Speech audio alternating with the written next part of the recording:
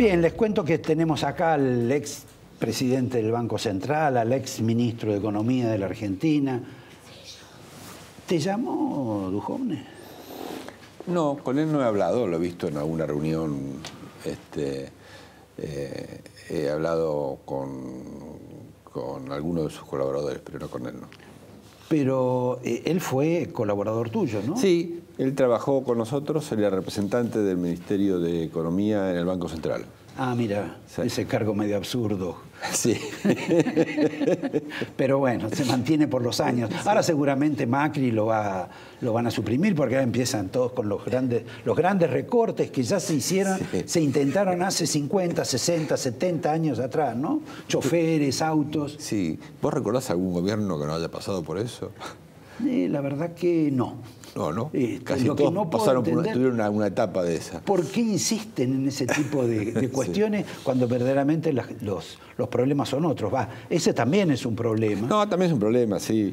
Pero... Bueno, debe ser que han medido y eso repercute de alguna manera en la opinión pública, pero impacta poco en los problemas fiscales y de eficiencia del sector público, ¿no?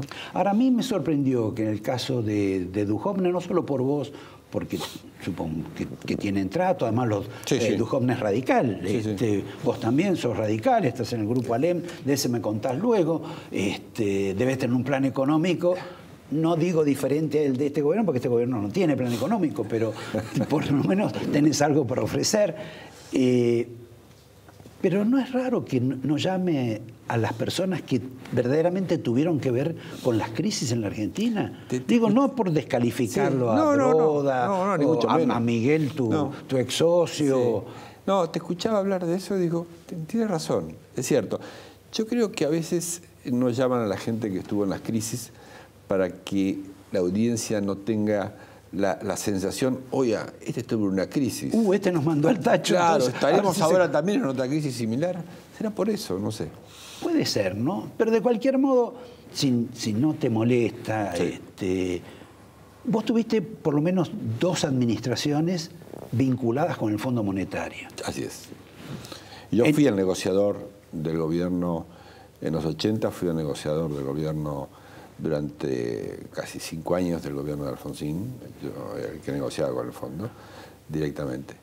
Y después cuando como ministro de Economía, yo no negociaba todos los días, Mario Vicens, que era el secretario de Hacienda, o Daniel Marx, pero sí, negociaba finalmente también con él. Ahora, vos en el periodo de esos 5 años tuvieron un momento de un éxito sobrecogedor, que fue el Plan Austral. Así es. Maravilloso, significó el ascenso periodístico de algunas personas, sí, además de una tranquilidad económica durante un periodo en la Argentina. Sí. Eso que, bueno, uno ve la calle inundada de gente protestando contra el fondo, tan terribles las condicionalidades del fondo, es tan abrumador, te mandaron al psicólogo los tipos del fondo en las negociaciones diversas. No, a ver, el fondo ha cambiado a través del tiempo. Este fondo de hoy es bastante más flexible que el fondo del pasado, ¿no? El cambio o sea que los malos eran los de antes. Sí, los malos eran los de antes. No eran ni malos, hacían su trabajo, pero que decir, eran más rígidos, con ciertas políticas. Después el fondo más o menos. A vos te permitieron el control de precios. Bueno, eso fue una negociación interesante, porque ¿con quién hablamos nosotros? Esto no sé si lo he dicho una vez, pero nosotros negociamos con el fondo, pero en esa primera reunión que fuimos con Zurril y Broderson, estaba sentado Paul Volcker, el presidente de la Reserva Federal y el subsecretario de Economía de Estados Unidos. O sea que él entendió la inteligencia del Plan Austral. Y fue Volcker, después de 3 horas de conversación, que dijo, yo estoy de acuerdo. Y eso abrió las puertas para negociar con el fondo y hacer un acuerdo que tenía control de precios, como bien dices tú. Bueno, me parece que es lo que está queriendo el gobierno actual, porque el otro día escuché a la Vidal que hablaba de que a los empresarios había que controlarlos, también lo dijo otro funcionario, Peña más o menos, y hasta el propio presidente del Banco Central tuvo una referencia sobre el tema de los precios. Me parece algo novedoso. Yo no creo que hagan un control de precios. Y el mismo, en el Plan Austral, el control de precios, comillas, nosotros nuestra capacidad de controlar precios no teníamos casi, pero actuó como elemento que ayudó a crear expectativas cuando lanzamos el plan austral, porque la inflación esa era del 30% por mes. Exacto. Y ayudó a generar expectativas razonables. Eso más las medidas fiscales que tomamos, más las medidas que tenían que ver con el sector financiero, ¿no? Esa tablita que convertía monedas, etcétera, etcétera, que era entre la vieja y la nueva moneda. Pero yo no creo que este gobierno vaya a imaginarse que el control de precios va a ser una solución. Distinto es, sin embargo, que a mí me parece bien que el gobierno aplique la ley de defensa de la competencia, por ejemplo. La nueva. La nueva. Y hay casos en que en una economía bastante cerrada como la Argentina, digamos, hay un espacio para la colusión, hay un espacio para que Para los carteles. Los carteles, efectivamente. Entonces, laboratorios, por ejemplo. Por ejemplo. Por eso se enoja tanto Macri. Digamos. Claro. Entonces digo, con una economía, si esta economía fuera mucho más abierta, habría menos margen para eso, ¿no? Pero la economía está relativamente cerrada y entonces a mí me parece bien que haya una ley de defensa de la competencia y que realmente se aplique, ¿no? Volviendo a las condicionalidades del fondo, sí, que seguramente nos van a venir, porque ahora lo que escuché es que la gente del fondo dice, el plan es el que decida la Argentina. Siempre lo dice. Siempre. Con ustedes también lo decía. Sí.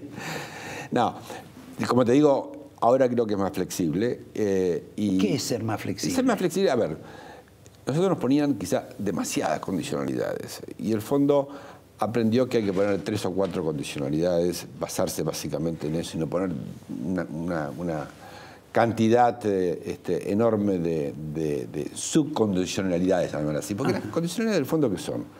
Primero, ¿cuánto es el déficit fiscal?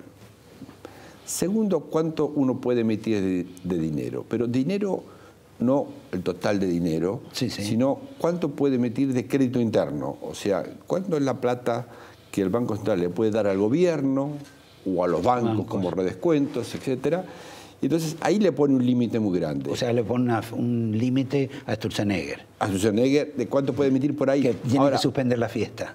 No, espera, pero si llegan a entrar capitales, lo que quiere el fondo es poner una condición muy dura ahí, que puedas emitir muy poco. Entonces, como va a faltarle plata a la economía, la idea es que entran capitales. Si hay entrada de capitales y la cantidad de dinero crece 30% por año, no hay problema. No le importa. No le importa. Pero el asunto es que el crédito interno, ese no se expanda. Si lo otro es entrada de capitales, quiere decir que la gente tiene confianza, que aumenta la demanda de dinero. Así que la segunda condicionalidad es esa. La tercera que seguramente va a tener es el nivel de reservas, ¿no? Tampoco el fondo le va a si entran capitales va a haber muchas más reservas. Claro, pero no, quiero decir, pero el fondo tampoco le va a prestar la plata a Argentina para que Argentina se gaste 4.000 millones o 5.000 millones. No haga como otros países. En defender el tipo de cambio, lo que sea. ¿Eso no va a ocurrir? No. El fondo le va a poner límite. ¿Qué te pone una cantidad, un porcentaje? Le va a poner un valor donde las reservas no pueden ser inferiores a tanto, teniendo en cuenta los niveles actuales. ¿Vos tuviste esa limitación?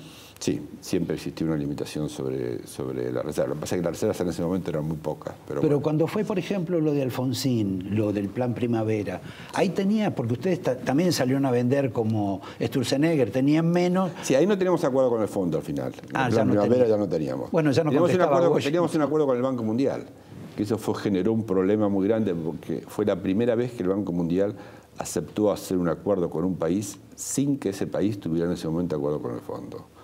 Generó una tensión en Washington. Otra excepcionalidad para Otra excepcionalidad argentina, sí. ¿Y con la flotación del tipo de cambio? No creo que sean fanáticos con la flotación, pero van a pensar en la flotación como una manera de decir, bueno, veamos lo que el mercado los lleva. No se pongan a defender el tipo de cambio si hay momentos quizá que sea indefendible. Entonces, que tiene que ver con el volumen de reservas. Claro. Por eso ahí está ahí. Pero van a flotar. Ahora, están dispuestos a, creo yo, y lo han hecho en otros países, a hacer una flotación sucia, ¿no? Digamos, difícil encontrar países en el mundo que no tengan una flotación sucia. Limpia, casi no hay, ¿no? O sea que vamos a lo que hoy rige con Sturzenegger. Digamos, pongo 10.000 millones de dólares sobre la mesa a tal precio. Sí. Si quieren llevárselo, se lo llevan. Sí. No todos los días, pero sí en ciertas situaciones críticas, ¿no? Y en ciertas situaciones críticas no me parece mala política. Sí, en situaciones críticas. Bueno, como no dice puede hacer Cavallo, eso todos los días. Cavallo dice que las reservas están para ser vendidas cuando te corren. Claro, yo estoy de acuerdo, hasta cierto punto. Ahora, si a uno le pasa muy seguido, tenemos un problema, porque Claro. te vas quedando sin reserva. Ahora, vos sabés que uno como ciudadano común, si está quebrado, como está quebrada la Argentina, ¿no? Estamos haciendo un símil, dice, bueno, préstame plata, y vos que vas a prestar plata me decís, está bien, pero no solo cómo vas a hacer para devolvérmela, qué tipo de plan tenés para hacerlo. Y acá ya entro con vos en lo que me dicen que ustedes, vos en ese grupo ALEM, tienen algún tipo de diseño en materia de plan que en apariencia el gobierno no lo tiene, ¿no? No, yo creo que estamos, que el radicalismo creo que está muy lejos de tener un programa económico. Lo cual no quiere decir que ha habido una coalición que ha funcionado políticamente, ¿no? Pero sin embargo no ha funcionado como una coalición de gobierno. Y a mí me parece razonable que el radicalismo participe aportando ideas, el que gobierna es Macri, el presidente es Macri, pero aportar ideas no me parece mal. De ahí a que el radicalismo tenga un plan económico, no. Puede tener sugerencias, ideas, de que, como en el tema este de las tarifas, que básicamente lo que planteó, a diferencia de Lilita que planteó otra cosa, fue que lo paguen en cuotas. Eso fue lo único. Es lo único. Bastante livianito. Bastante livianito, ¿eh? Pero lo dijo con tanta enjundia, no, Cornejo, que la gente creyó que estaba bombardeando la Casa Rosada. Es la primera vez que el radicalismo decía algo públicamente. Yo creo que fue ese el impacto. Pero no me parece mal, sinceramente, que el radicalismo, como pasa en cualquier coalición en el mundo, ¿no? Las coaliciones políticas que existen en los países participan, discuten. Pero hasta ahora solo participaban poniendo gente. Por eso. Me parece bien que también participe opinando y sugiriendo, sobre todo sugiriendo. Y las observaciones en materia económica, parece raro que sean más de una las que circulan, cuando tienen un ministro que viene del radicalismo, como es el caso, cuando el segundo del ministro de Duhovne también fue medio designado por Sanz o el radicalismo, aunque no sé si Sanz... Yo creo que, no sé, digamos, no creo que haya sido designado por Sanz, digamos, en todo caso. Él tenía un diálogo con Sanz, pero de ahí a pensar que lo pusieron por ser amigo de Sanz, no creo que sea el caso. No es el caso. No creo que el gobierno haya puesto gente por ser amigo de Sanz o de alguien del radicalismo. Lo cual no quiere decir que a Sanz pero sea una persona como propio de los radicales. Bueno, los radicales a veces sacan pecho, pero... Para muchos argentinos, en los episodios del último mes y pico, aunque uno podría trasladarlo un poco más atrás, fue como que de pronto te abrieron la puerta a una suerte de temporal, sí, que se manifestaba nada más que con el tema de la corrida. Acá, ¿qué es lo que el gobierno había imaginado que iba a crecer y que por lo tanto iban a venir inversiones? Sí. Y no creció, creció muy poco y no vinieron inversiones. Esta nueva etapa, ¿cómo se va a constituir? ¿Cuál es el deseo, la impresión, el objetivo? Bueno, va a ser, yo creo, más realista, ¿no? Esa primera etapa fue poco realista en el sentido de pensar de que porque uno llegaba al gobierno y tenía una actitud distinta al gobierno anterior, iban a llegar a llover las inversiones, porque uno hablaba con los presidentes de otros países. Entonces yo creo que las pretensiones de esta segunda etapa son más moderadas. Es llegar a buen puerto el año que viene. Este año va a ser un año de escaso crecimiento. Yo diría, algunos hablan del 2%, posiblemente sea 1% o algo parecido a eso. Y sobre todo a fin de año va a ser... Sí, por eso digo, empezó así y empieza a declinar ahora. Sigue así, sigue el año próximo. Claro, el asunto es que no necesariamente el año próximo, porque yo creo que sí, y eso depende de cómo le vaya al gobierno, si el gobierno logra recuperar la confianza de los mercados, teniendo en cuenta que la confianza de los mercados es importante porque este país tiene un déficit en cuenta corriente de 5 puntos del producto, más de 5 puntos del producto, que es, en todo caso, una cifra considerable. Hay muy pocos países en la región en los últimos 30 años que hayan tenido durante más de 2 años 5 puntos de déficit en cuenta corriente. Necesita entonces los capitales. Vos hablas de cuenta corriente, pero todos hablan siempre del fiscal. Sí, no, pero yo hablo de cuenta corriente que me parece más importante. ¿Por qué?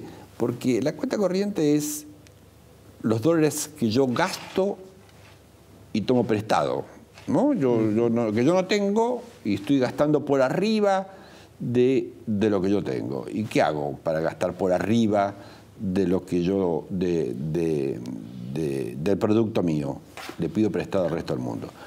Y lo que sabemos es que ese mundo financiero tiene mucha volatilidad. Cambia el humor por distintos motivos. Claro, por distintos motivos. Y entonces eso genera esto, lo que algunos llaman stop and go. En un momento paran la entrada de capitales y hay que caer una contracción económica. Yo creo que lo que estamos viendo ahora es un poquito de eso, un poco de eso que en el caso argentino se ha agudizado más. ¿Por qué? Porque era el país que con un déficit en la cuenta corriente, y eso fue lo que más miraron los inversores, era relativamente muy grande. Era el país con el déficit en cuenta corriente más grande de América del Sur. También deben haber mirado el déficit fiscal y el déficit comercial, que son récord histórico de los últimos 35 años. Pero el déficit comercial es parte de ese déficit en cuenta corriente.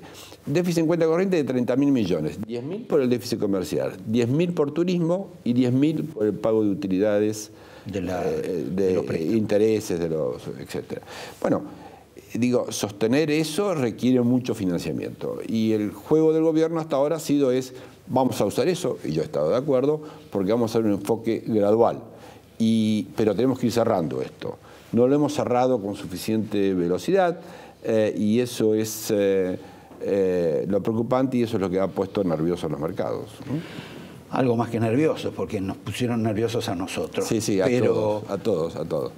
Pero yo creo que, por eso te decía, ¿cómo va a ser el año que viene? Bueno, depende cómo sean los próximos 4 o 5 meses. Si el gobierno logra recuperar la confianza en los mercados, vamos a tener de vuelta entrada de capitales, no de la magnitud que tuvimos, pero de alguna manera entrada de capitales, y la economía va a recuperar. No va a haber un boom económico, pero de alguna manera puede volver a crecer a un ritmo del 2 o 3% el año que viene. Para eso será clave el acuerdo con el fondo.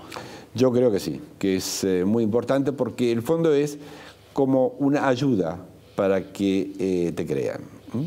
Bueno, te agradezco y a ustedes los invito a que hablemos sobre el año próximo, sobre este acuerdo con el fondo, sobre lo que piensa el Papa sobre el fondo y sobre el movimiento social que vamos a tener en la calle, bendecido por la Iglesia, con el doctor Rosendo Fraga, que por ahí nos ilumina un poco mejor y nos dice por qué se van a sacrificar los de el gobierno para ser austeros, arreglar la economía, si después de todo eso los que van a ganar son los peronistas. Pero en un minuto con Fraga. Y a vos, José Luis, muchas gracias y lamento que no te hayan llamado, aunque sea para escuchar un consejo de antiguo militancia. Ya hablaremos. Muchas gracias. Perdón. Me vas a dar el regalito nuevo. Claro. Para tu mujer que tiene. Yo tengo uno de civilización y barbarie, que no es sobre Argentina, es sobre el mundo.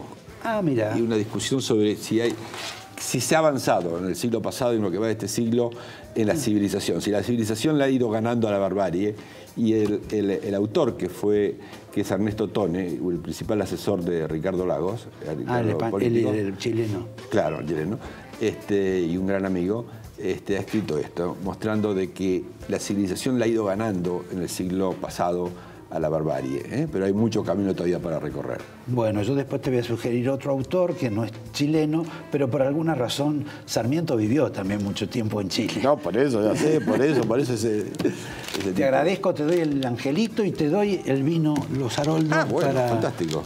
Mejorar el final de la noche. Muy bien. Los invito a ustedes en un minuto con el doctor Fraga. Gracias.